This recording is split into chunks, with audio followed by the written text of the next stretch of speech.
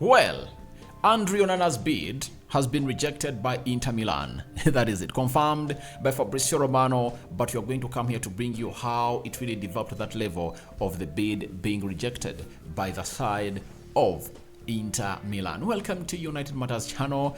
2 videos so far, one about Sofiane Amrabat, the second about Mason Mount, and obviously we are here to bring you the Andre Onana. And they really happened concurrently as Mason Mount was being unveiled. Then we got a story coming in from Lorito that ended up going ahead to make a bid, and then Fabrizio broke the story that the bid has been rejected by Inter Milan. So we are here to break down that entire catalog for you and see how you guys are going to react to it.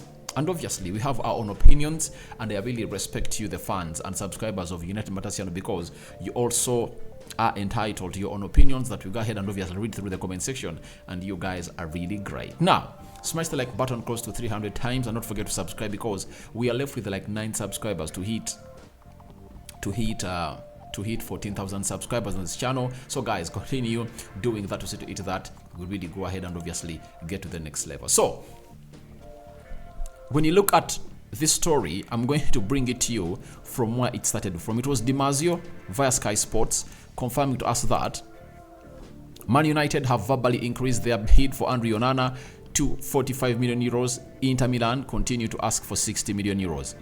That is DiMarzio. After DiMarzio, Fabrizio came in through and added more to this and said, understand, Man United have presented in the morning their verbal proposal for Andre Onana. 39 million pounds total package, add-ons included. The bid will be official soon. Inter expects 60 million euros fee for Andre Onana. Adds-on included. No agreement at this stage. Onana keen to move. That's what exactly Fabrizio Romano came out and really put up. But if I told you what to convert these pounds, because I want us to really be so much talking in one language of money, because I don't want to confuse you.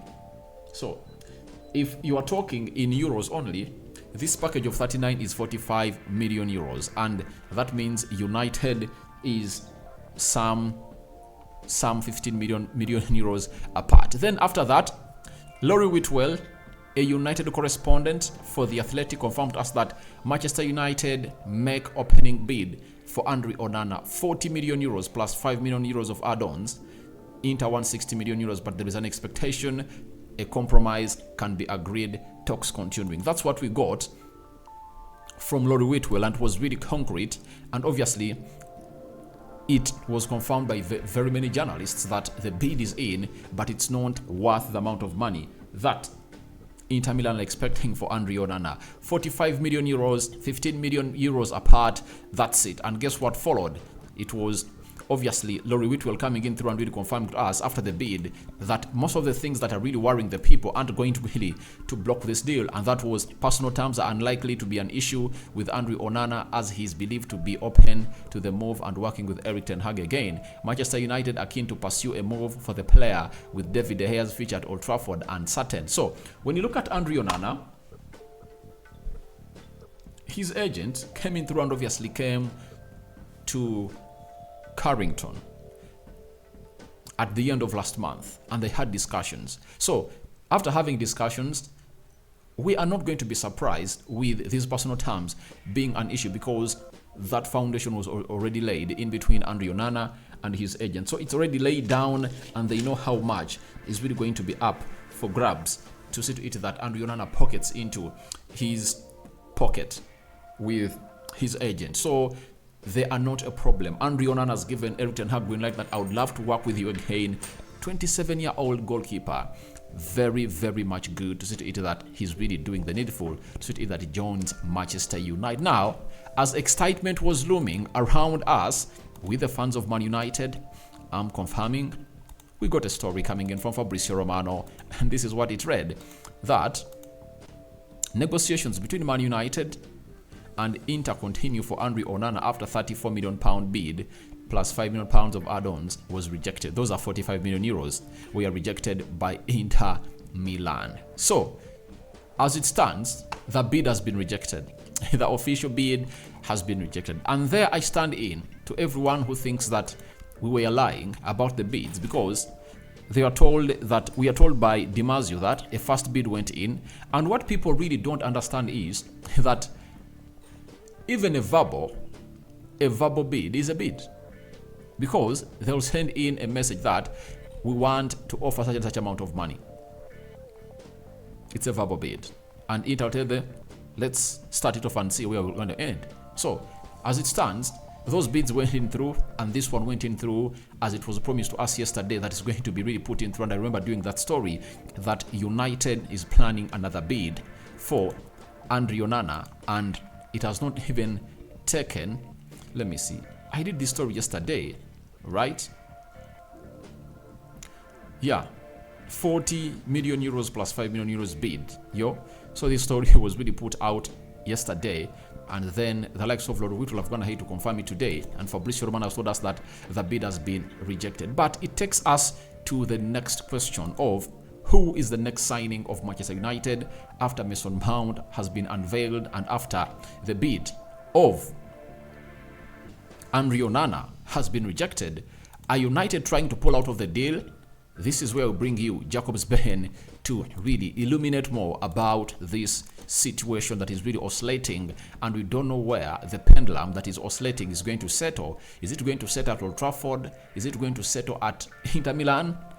God knows. I would have gone to talk about Saudi Arabia, but those rumors were really called off by a very credible source coming in from Italy as far as this deal of Andre Onana is concerned, and Andre Onana only and only wants to play for Manchester United. Then Jacobs Ben told us that Manchester United remain optimistic they can strike a deal with Inter for Andre Onana. 45 million euros bid turned down.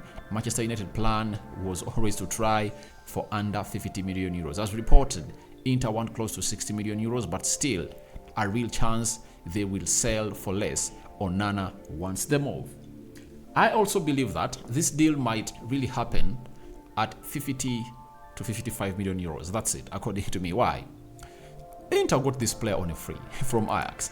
They never paid any money, and they've been linked to Jan Sommer, whom they can get like around 6 million euros, meaning that they can have a profit of close to 50 million euros for Andre Onana, and it's going to be some clean profit that they're going to make. And Inter as a team, they desperately need this money coming in from Man United, because they need to balance up their books and obviously boost up their transfer window to see to it that they really make it better. And Andre Onana at this level, he deserves to be a goalkeeper for a team like Man United. We've always been drawing these imaginations of how it's going to be when you're having a ball-playing goalkeeper. A ball-playing goalkeeper is the reason as to why you don't get control of the game. We lack reference in the game. We lack a reference point in the game in the first third of the pitch. So, drawing pictures of how, or drawing imaginations of how Andre Onana and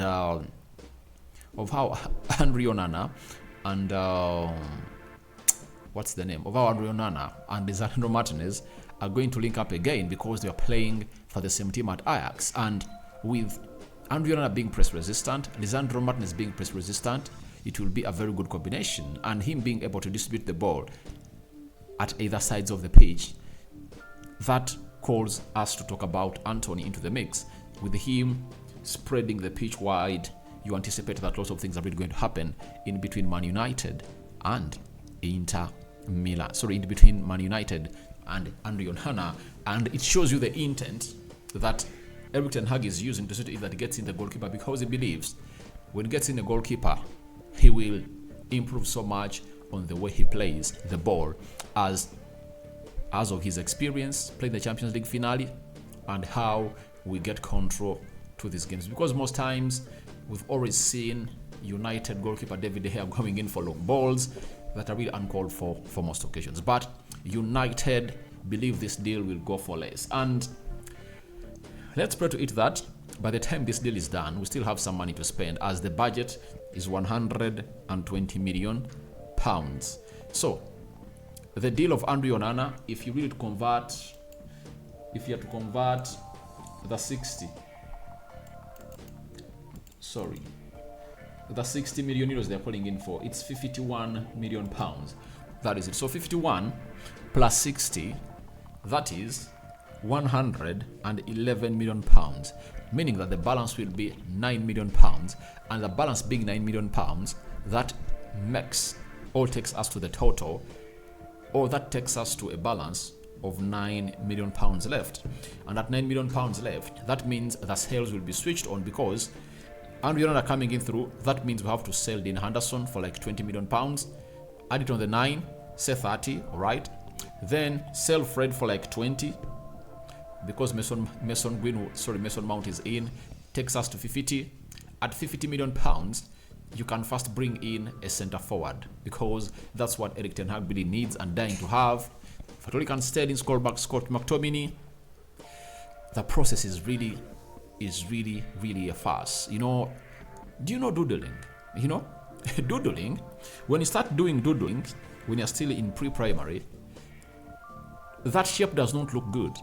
It only looks good when you apply paint to it. And now, our transfer window is in a doodling mode. We've not yet painted. Now, Andrew Onana and Mason Mount are the doodlings being drawn in this transfer window. So, the only way, if at all you can get in Sofian Amrabat, Rasmus Højlund, and Disasi, the right-sided centre-back, that's when the paintings will be really covering up the doodling, and obviously you'll be seeing a very good